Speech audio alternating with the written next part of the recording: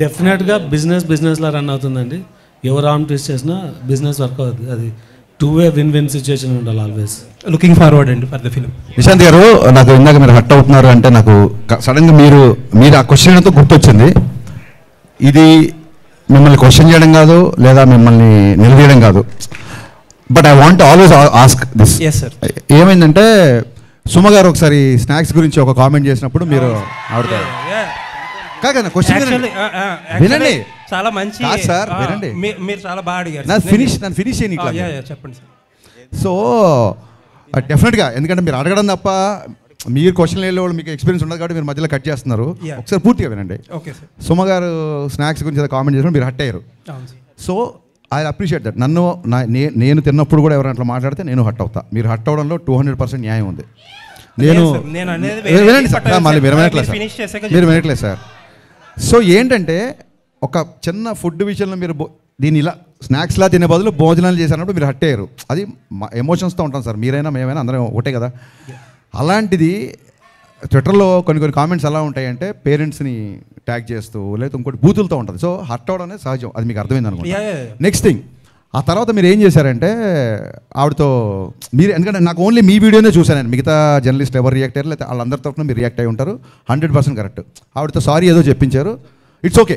అది ఆవిడ అలా డే టు డే ఈవెంట్స్ చేస్తుంటారు, రోజుకు 2-3 ఈవెంట్లు కూడా చేస్తుంటారు. పాపం ఆవిడ ఎక్కడో ఆడియన్స్ ఎంటర్టైన్ చేద్దాం అన్న దాంట్లో ఒక మాట దొరికి ఉంటారు, నేను కాదనట్లేదు. ఒక ఆడపిల్లతో సారీ చెప్పించారు, యాక్సెప్టెడ్. కానీ మీ సురేష్ కొండేటి, నాకు మొహమాటం లేదు, సురేష్ కొండేటి ఒక ఆడపిల్లని క్వశ్చన్ చేసినప్పుడు మీరు అతనితో కూడా సారీ చెప్పించాలి కదా. అకౌంటబిలిటీ లేదు. నిశాంత్ గారు అకౌంటబిలిటీ లేదండి. అకౌంటబిలిటీ మీకు కానీ ఇంకోళ్ళకి కానీ ఎవరికి అకౌంటబిలిటీ లేదు. ఒక ఆడపిల్లని అన్నప్పుడు ఒక ఆడపిల్ల అన్నప్పుడు సారీ చెప్పించారు, నో డౌట్. ఒక ఆడపిల్లని అన్నప్పుడు కూడా సారీ చెప్పించాలి కదా సురేష్ కొండేటితో మీరు. అవునండి, నేను చెప్తాను. ఒకటి 2 థింగ్స్ ఐఎమ్ డన్ అండి, నేను మధ్యలో కట్ చేయను, మీరు చెప్పండి. నేను 2 థింగ్స్ అని చెప్పేది. ఫస్ట్ ఆఫ్ ఆల్, సుమగారు ఆ వేళ నన్ను అనలేదు, ఎందుకంటే I came very late to the event and ఆ రోజు నేను ఫాస్టింగ్లో ఉన్నా. But that secondary. బట్ నేనేంటంటే ఒక 150 మెంబర్స్ ఆఫ్ మీడియా పర్సన్స్ని వాళ్ళ తరపున మాట్లాడా. సరే, రైట్ రాంగ్ అనేది సబ్జెక్టివ్, అది ఎవరు తీసుకునేది వాళ్ళది. అండ్ ఇంకొకటి, సుమగారిని సారీ ఈ రోజు కూడా సుమగారు అని అంటాను, ఆ రోజు అదే అన్నాను. ఆవిడ మీద ఎప్పుడూ రెస్పెక్ట్ ఉంటుంది. అండ్ ఆ ఇన్సిడెంట్ తర్వాత ఆవిడతో మాట్లాడడానికి ఆ టాపిక్ గురించి ఎప్పుడూ ట్రై చేయాల. నాకు తెలిసి అయితే ఎవరో మరి ఆవిడ చేత సారీ ఎవరు చెప్పి. ఇంకొకటి ఏంటంటే, మీరు ఇంకొకటి ఏదో ఒక జర్నలిస్ట్ గురించి నేను పేరు చెప్పడం మొహమాటం లేదండి, నేను చెప్తాను, సురేష్ కొండేటి చెప్తున్నారు.